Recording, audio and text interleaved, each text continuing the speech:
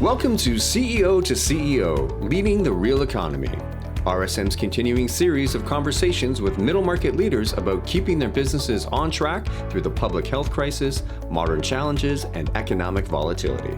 Here's your host, Joe Adams, CEO and Managing Partner of RSM US LLP.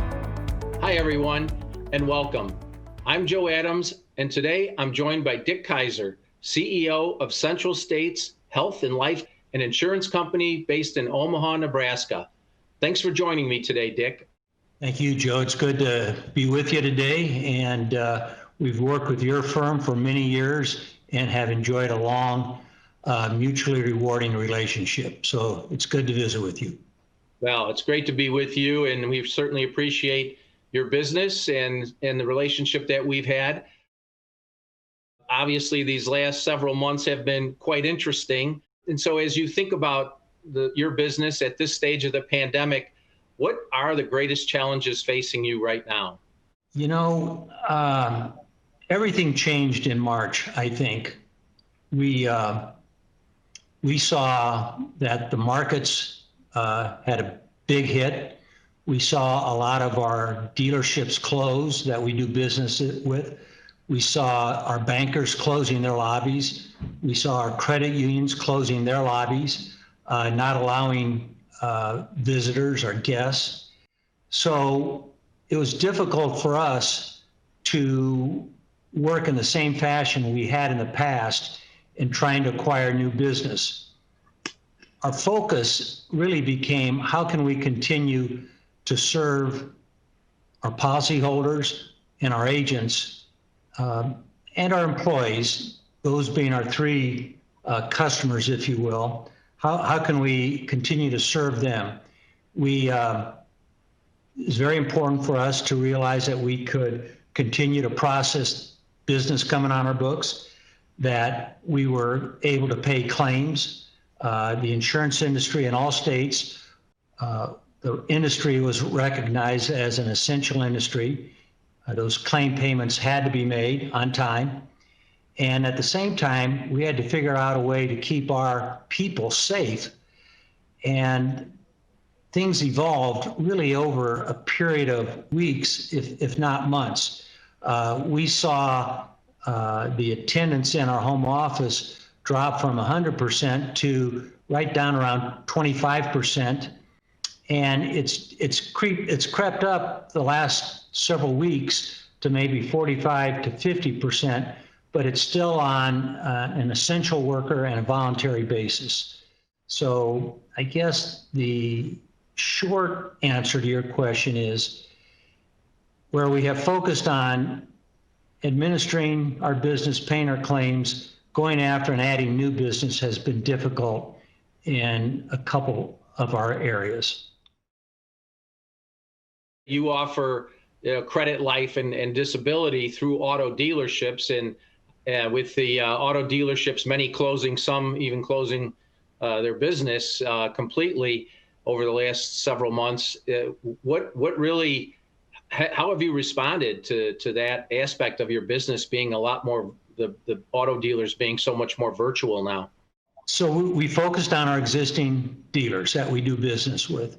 And, we still have phones and computers, obviously. So our people made an effort, not only our sales team, but our agents, working the phones, visiting with the people still on board at those dealerships. We ramped up our training. We did a lot of online training with the F&I departments, continued to remind them of the benefits and features of our products.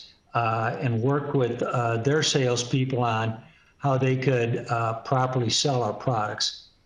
In our Medicare market, we didn't see the big change. People continue to turn 65. People understand that they have the need for Medicare or Medicare Advantage. And our agents, by and large, are used to working the phones. So our Medicare agents were able to continue working and putting on new business, while I'd say our credit insurance agents primarily worked existing accounts and tried to further their training So when we finally come out of this, or when the dealerships open, their F&I departments were ready to go. You mentioned the auto retail and when things get back to people in the showrooms. So do you think that's actually going to happen? Do you feel like that's relatively soon, or is that going to take a while? And in the meantime, how will you conduct your business from a virtual perspective? Well, we saw a number of those showrooms around the country close, and we operate in 49 different states, and it seems like COVID was impacting different states differently at different times. So when a number of our big dealerships would close their showrooms, our people then just started working the phones, getting on their computers, working Zoom conferences or GoToMeeting conferences or team conferences. As far as going in to a new store that perhaps was not a customer, that was more difficult to do. We truly had to focus in the dealership market on our existing customers. We still are in states where COVID is on the rise. We have not seen in the last 2 months anywhere near the number of dealerships that have been shut down entirely, or the showrooms that have been shut down, as we did see in April and May. So there has been a bit of a move back to normal, certainly in the month of July. And as we've all watched numbers change, we know we're not through the worst of this by any means, but businesses, I think to a larger degree, have figured out a way, how am I going to cope in this COVID environment? So you mentioned you work with other financial institutions as well. How has the relationship there been impacted by this? Again, when the banks would close their lobbies, when the credit unions would close their lobbies, not only did they do that, we find that they cancel a lot of their association meetings where our people would attend and would network with people, try to make contacts, and open up new accounts for us. That's been our most difficult problem, is adding new business during the last few months. So again, with the banks, with the credit unions, we have focused on our existing stores, if you would, and we have ramped up our training.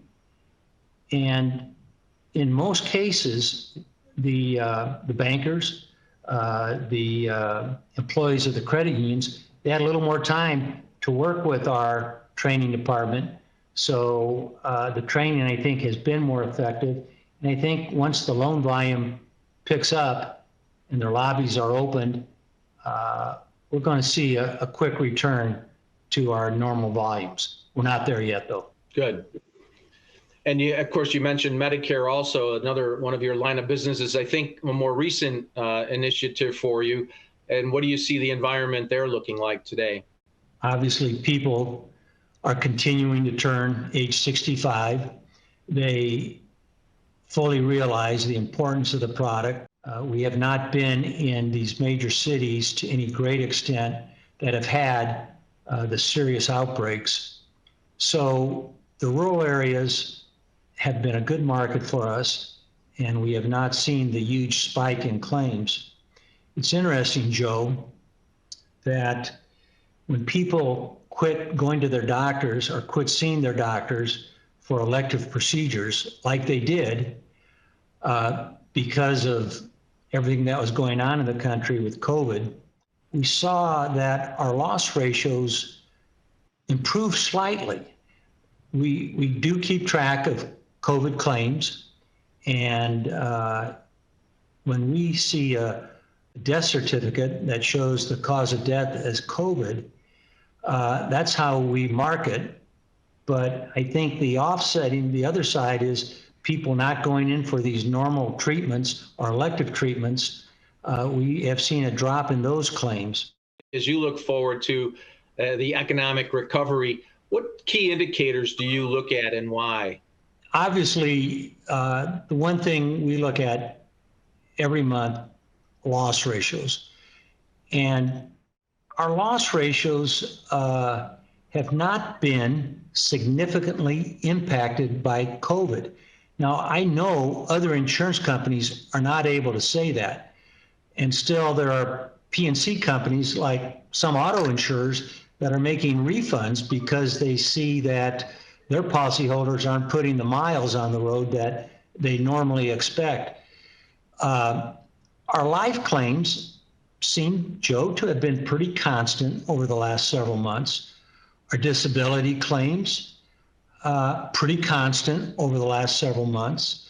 We've seen a spike in unemployment claims, expected, but not a extremely sharp spike in unemployment claims. And I suspect it's a reflection of us doing more of our business in rural areas and not in the large metropolitan areas. Our Medicare claims are down slightly. We think that is a temporary condition. We think once things return to normal, that they will go back to normal levels. We think there's a possibility that they'll spike somewhat as people all of a sudden are going to their doctors and trying to see if they can get some of those procedures they haven't gotten the last several months for one reason or another. We're not at anywhere near saying, oh, this is great. We've survived COVID and things aren't going to get any worse. I think the future is still very cloudy. Have no way of knowing what's going to happen to the equity or the bond markets. While it's true they made a nice move in the second quarter from the first quarter, we still have 5 more months to go in this year, and I'm not ready to make any predictions. I don't think anyone is at this point, Dick. It's really changed the whole complexion of how we do business everywhere. So speaking of that, I think your grandfather started the business many years ago, and so the business is clearly in your family blood. What sorts of leadership experiences in this situation are you leaning on, given the unknowns of the current environment, and how do you reflect on past leadership and the contribution they've made to the business? You know, we've had a lot of unusual, difficult years when I look back 35 years. Probably the best example was 2008. It looked like our financial institutions were in grave danger. And we would look at our investment portfolio and we would see financial hits to that portfolio. And we were asking ourselves, wow, how deep is this going to go? How long is this going to last? And I think those past storms that we have weathered and gotten used to over the last 35 years have prepared me, have prepared the other people that I work with for this year. Now, I think this year is really like none other. But when things started getting pretty critical in March, we knew we had to make changes. As a mutual company, we know that we have 3 primary customers. We have our policyholders, first and foremost. We have our agents who put new business on the books for us. And we have our employees. So we had 3 different constituents that we had to take care of throughout this ordeal.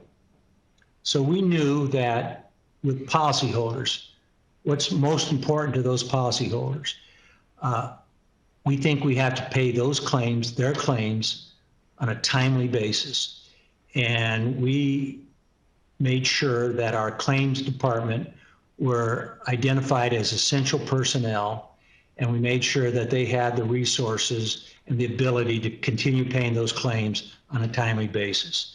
And they made other adjustments throughout this process to make it easier for our policyholders to get their claims paid. Our agents write business for us. They are our lifeblood. And it's important for them to know that the new business they're writing is processed by our company and that we're paying their commissions on a timely basis. So those people that process that business and are paying those commissions certainly were labeled as essential, and we made sure they had the tools to do their job.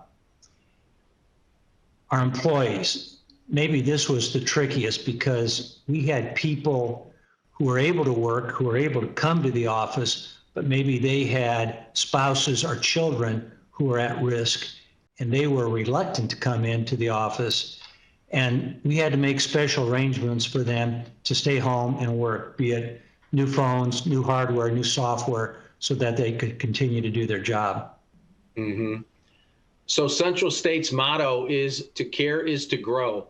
How have you seen your people apply that over the course of the last 5 months? We think if we truly care about our policyholder, we care about making sure their claims are paid on a timely basis.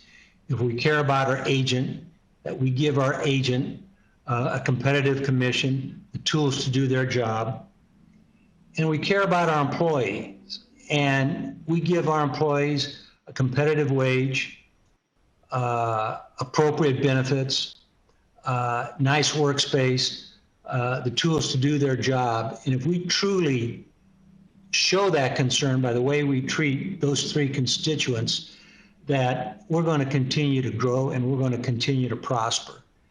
I think we're building up loyalty, so time will tell. It has been difficult, and we've had to make a lot of adjustments. I'm sure you have in your business, and you're continuing to do that. I think that ongoing concern for those constituents, I think it'll pay dividends down the road. We'll see. So as you think about the pandemic, what's one lesson that you've learned that can be applied to really any business? The biggest lesson that I think not only I've learned, but all of our officers and managers, all of our people, is, expect change and don't fight it. Change is going to happen. Nobody expected the pandemic, to impact our country like it did. And we have seen, not only in our company, but in our competitors, our customers, our banks, our credit unions, our dealers, people have gotten pretty creative in the way that they try to make things as normal as possible. We work with some third-party administrators, and give you an example. One of our administrators in the state of Florida saw that they thought their COVID claims had stabilized. They called their people back to work, and no sooner had they gotten back to work than 2 weeks later, they sent their people home again because of spike in COVID. So people and executives have really been dancing and just knowing that change is the norm. And if you're not prepared for it and you fight it, you're going to be in trouble. You have to be creative. You have to look at ways to adapt to your environment. Thanks. And I think that's a great way to close. Thanks so much, Dick. I really appreciate you joining us today, sharing your insights with us, and certainly wish you and all of your folks at CSO all the best. Be safe, stay well. And to our viewers, thank you for joining us. I hope you enjoyed our chat as well as I did. For Dick Kizer, I'm Joe Adams. We'll see you next time.